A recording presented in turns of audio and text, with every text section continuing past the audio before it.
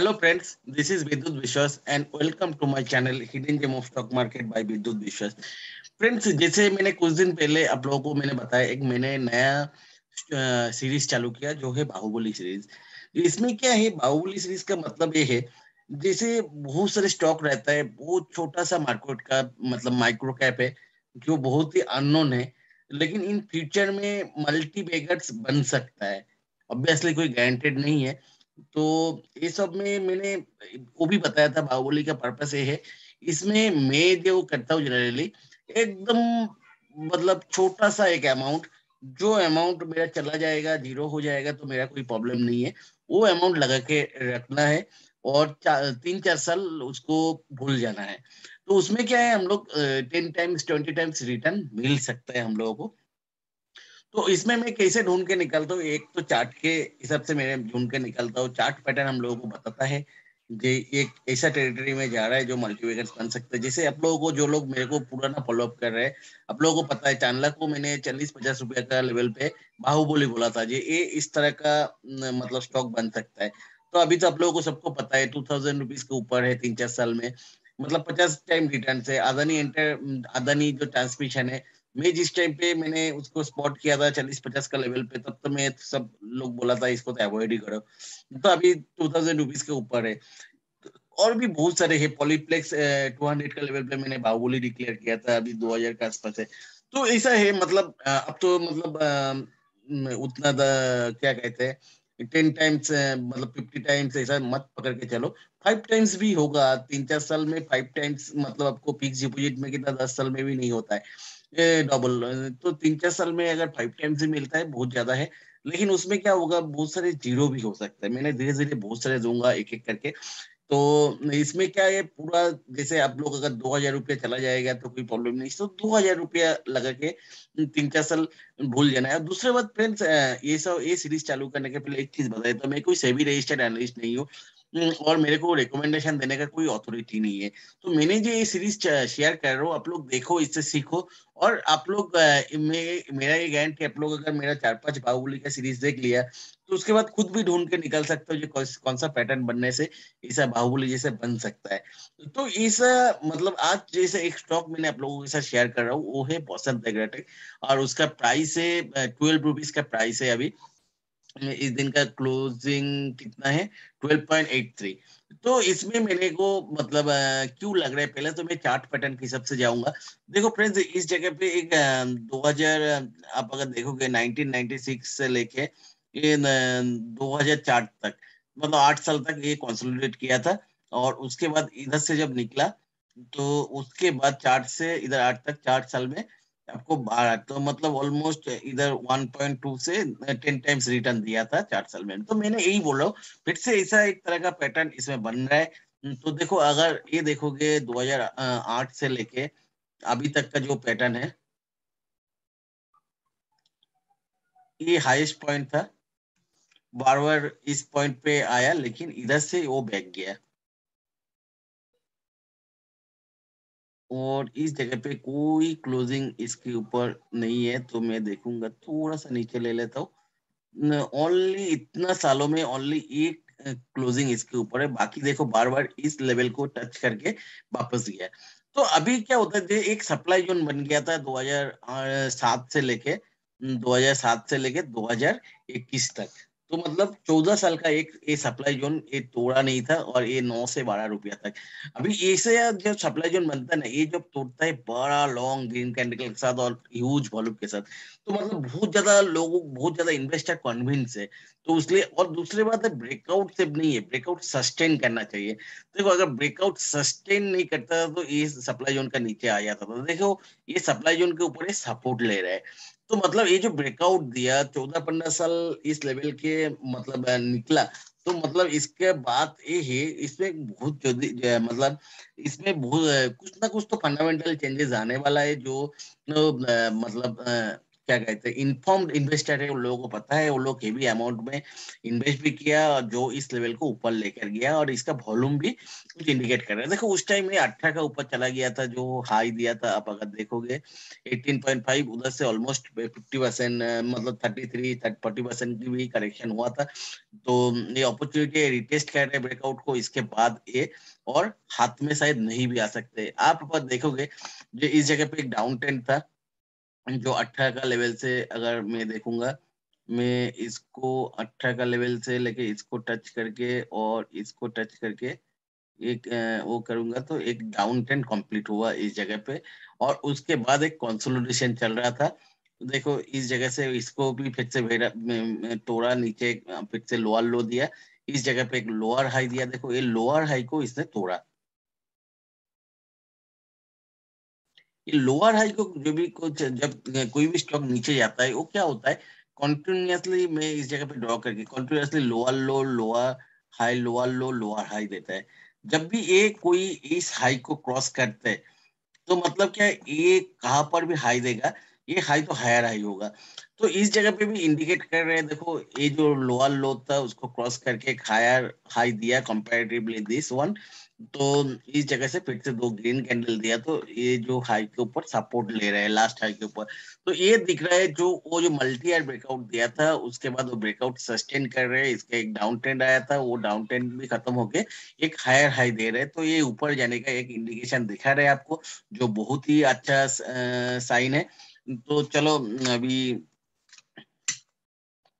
जो मतलब मेरे को तो अच्छा लग रहा है, इस जगह वीकली चार्ट पे अगर देखोगे इस जगह पे एक रेजिस्टेंस बन रहा था, उसके ऊपर तो गया था, सस्टेन नहीं नीचे आया, लेकिन नीचे से फिर से बाइंग आया। तो मतलब ये मेरे को तो अच्छा लग रहा है। देखो एक तो मल्टी ईयर ब्रेकआउट है, और दूसरा थोड़ा फंडामेंटल देख रहे हैं, तो फंडामेंटल में भी थोड़ा टर्न अराउंड दिखना चाहिए। देखो जो 10-12 रुपए वाला कंपनी होता है उसमें तो कुछ भी नहीं मिलता है, मतलब इसमें थोड़ा बहुत फंडामेंटली साउंड दिखता है। देखो इसमें अगर देखूंगा तो इसका मार्केट कैप है 116 करोड़। मैंने बोला बाहुबली का मेन चीज क्या होता है, तो बाहुबली का मेन चीज है मार्केट कैप बहुत माइक्रो होना चाहिए। माइक्रो होगा तो उसमें क्या है, 1000 करोड़ का भी मार्केट कैप हो गया तो मेरे को 10 टाइम्स रिटर्न मिलेगा। 2000 करोड़ का मार्केट कैप होगा तो उसमें क्या है, 20 टाइम्स रिटर्न मिलने का चांस है। ऑब्वियसली गारंटेड कुछ नहीं है, कुछ भी हो सकता है। देखो इतना छोटा कंपनी, 116 करोड़ का कंपनी है, वो मतलब एक डिविडेंड yield भी 0.47 है, मतलब 0.5% के आसपास आपको डिविडेंड मिलेगा आपको इन्वेस्टमेंट के ऊपर। ये कंपनी करता क्या है, देखो बसंत एग्रोटेक का अगर देखेंगे, ये company mainly fertiliser and seeds making company है। तो इसका साइट में भी अगर देखेंगे, इसका सॉरी, इसका जैसे बसंत एग्रो का इसका ऑयल मेंटेन वो है, इसमें दो डिवीजन है, देखो फर्टिलाइजर डिवीजन है और सीड डिवीजन है। इस जगह पे अबाउट आर्ट्स में मैंने पढ़ा था, सब कुछ है। इन लोगों का कुछ 5-6 ये फैक्ट्रीज है।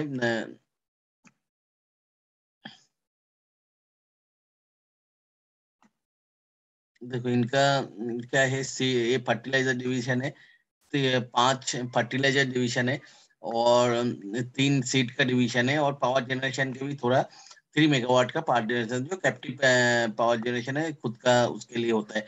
तो टोटल 8 कंपनी है, जिसमें 3 सीड के प्रोडक्शन के लिए है और 5 आपका फर्टिलाइजर प्रोडक्शन के लिए। तो कंपनी इसका 8 कंपनी 8 जिसका फैक्ट्री है, ऑब्वियसली वो कोई छोटा मोटा कंपनी नहीं है इतना। और दूसरा जो है, देखो सेल, इसका मार्केट कैप जो है, जनरली कोई भी कंपनी का जैसे अच्छा कंपनी देखोगे, ये मतलब जो सेल्स होता है मार्केट कैप उससे जनरली ये 4-5 गुना तो एटलीस्ट होता ही है। लेकिन इस जगह पे अगर देखोगे मार्केट कैप, जो इसका जो सेल्स है yearly this year TTM sales 365 crore, तो इटसेल्फ 1/3 है इसका मार्केट कैप। तो जनरली एक कोई भी मतलब 116 करोड़ से अगर एक कंपनी का पूरा शेयर खरीद लेगा, उसका तो सेल्स तो मतलब 365 करोड़ का होगा। और दूसरी बात है, 116 करोड़ से खरीद ले, उसका प्रॉफिट भी 12 करोड़ है, तो मतलब इसका ऑलमोस्ट मतलब 12% के ऊपर उसको रिटर्न तो मिलेगा ही, जो बिजनेस जो चल रहा है। तो 116 करोड़ में इतना अच्छा एक बिजनेस उसको मिल सकता है।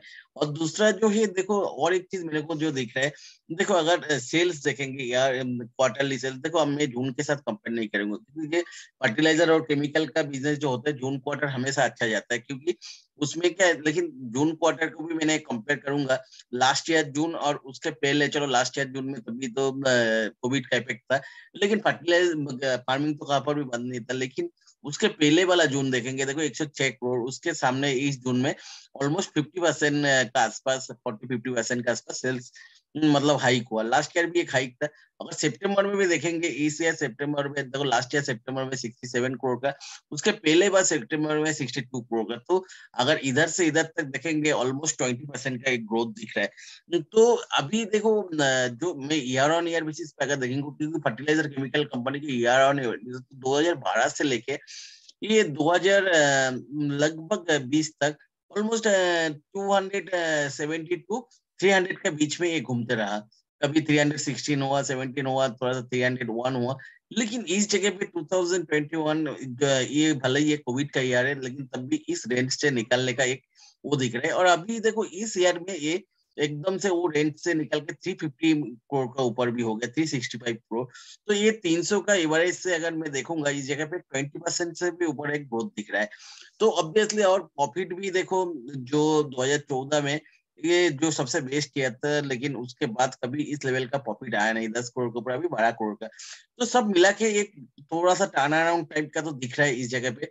और दूसरा जो होता है, ये सब कंपनी का डेट जो है, तो डेट इसका काफी ज्यादा है, क्योंकि इसका जो है, देखो एक कंपनी 12 करोड़ का प्रॉफिट करते साल के, उसके सामने 32 करोड़ 42 करोड़ का डेप थे, जो काफी ज्यादा है। लेकिन उसके सामने में अगर 2010 14 15 16 इस जगह पे जो 100 करोड़ के ऊपर डेप मेंटेन होता था, तो उसके सामने 42 करोड़ का डेप था। लेकिन दूसरा जो है इसका रिजर्व रिजर्व इसके पास 133 करोड़ का ऑलरेडी कैश पड़ा है, तो 42 करोड़ का डेप उतना ज्यादा नहीं है।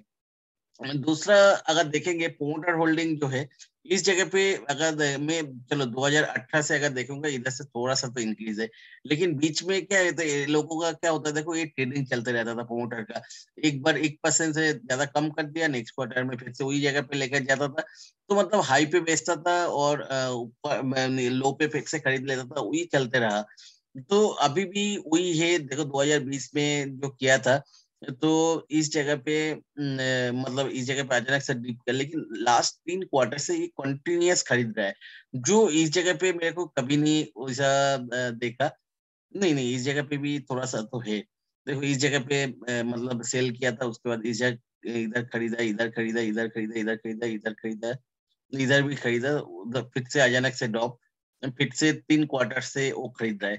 ये थोड़ा सा शेयर होल्डिंग पैटर्न जो है कॉन्सन है, लेकिन इसको मैंने उसलिए ही मैंने थोड़ा सा तो कॉन्सन तो रहेगा, उसलिए इतना छोटा मार्केट कैप में मिल रहा है। तो एक अच्छा खासा फर्टिलाइजर का बिजनेस, और इंडिया में फर्टिलाइजर का जैसे आप लोगों को पता है, मतलब गवर्नमेंट जो है वो फार्मर का इनकम डबल करने के लिए ऑब्वियसली काम कर रहे हैं। और ये सब जो नॉन ब्रांडेड छोटा मोटा प्रोडक्ट होता है, ये सब मार्केट में कम रेट में मिलता है, तो इन लोगों का ऑब्वियसली डिमांड भी ज्यादा होता है। अभी भी इंडिया में एकदम ब्रांडेड चीज उतना तो यूज तो होता नहीं है।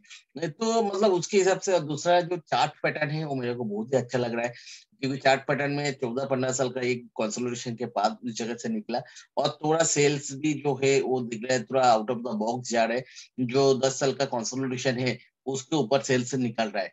जो चार्ट में भी जो दिख रहा है, एक बैलेंस शीट में भी वही दिख रहा है। प्रोमोटर भी लास्ट 3 क्वार्टर से थोड़ा सा लेकिन प्रोमोटर का जो एक्टिविटी है ये कंटिन्यूअसली ऐसे ही कम ज्यादा करते रहते हैं, तो उतना ज्यादा मैं भरोसा नहीं करूंगा प्रोमोटर होल्डिंग पे। तो ये थोड़ा सा मेरा कॉन्सर्न है, लेकिन छोटा कंपनी में बहुत सारे कॉन्सर्न तो रह सकते हैं। लास्ट 3 क्वार्टर में तब भी बढ़ा है, और दूसरा डेप थोड़ा सा ज्यादा भी है, लेकिन उसके रिजर्व जो रिजर्व है वो बहुत ज्यादा है। तो इसके हिसाब से मेरे को चार्ट पैटर्न के हिसाब से, और सेल्स जैसे जो एक बॉक्स में चल रहा था वो बॉक्स से निकल गया, तो उसके हिसाब से क्वार्टरली लास्ट 2 क्वार्टर का अगर सेल्स देखेंगे, जो लास्ट 2-3 साल से एक आउट ऑफ द बॉक्स जाने की कोशिश कर रहे हैं, और ईयरली सेल्स भी वही दिख रहा है।